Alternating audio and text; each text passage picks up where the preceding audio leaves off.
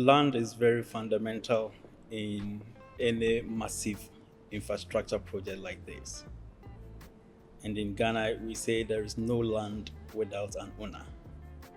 So if you know a thing or two about land ownership in Ghana, you will know that some lands are owned by the state, some by traditional customary authorities. For state lands or public lands, it means the government has gone through processes to acquire the land because originally every land was under a traditional or customary owner.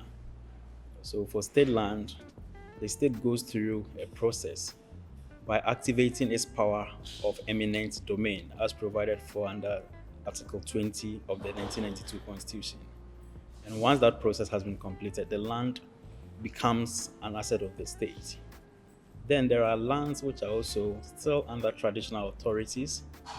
In the southern part, they are likely to be called stew lands or family lands or clan lands in some areas. And in the northern parts, skin lands, as it were.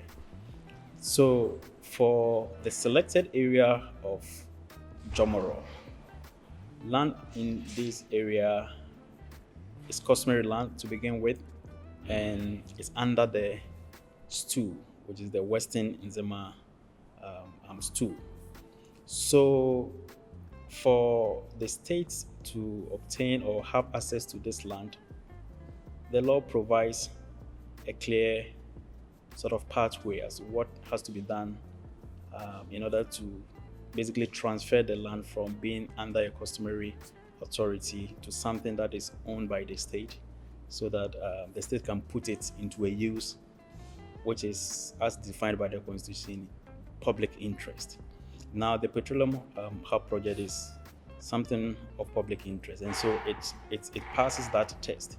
So the state has been going through the processes as laid by law so that the land would come under the ambit of the state so that the Petroleum Hub Development Corporation can have an added comfort dealing with the investor right.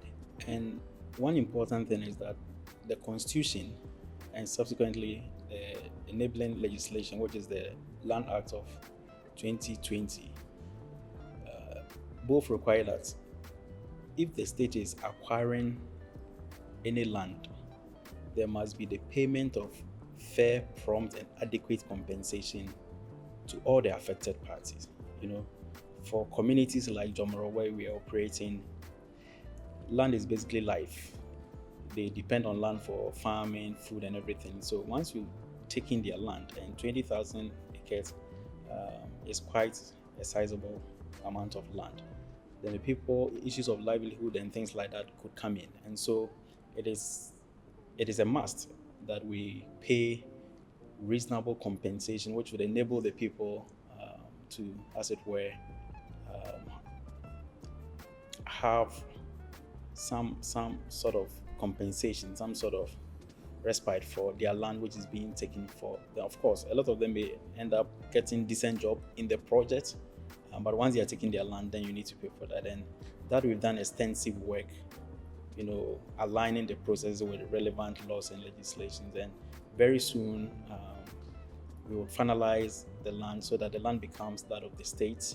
The necessary executive instruments will be published, and then compensation would be paid to the people. And I have been firmly assured by relevant leaders of the project that funds will not be difficult in this context. And so all the assessed compensation will be paid fairly, promptly, and adequately as required under the Constitution.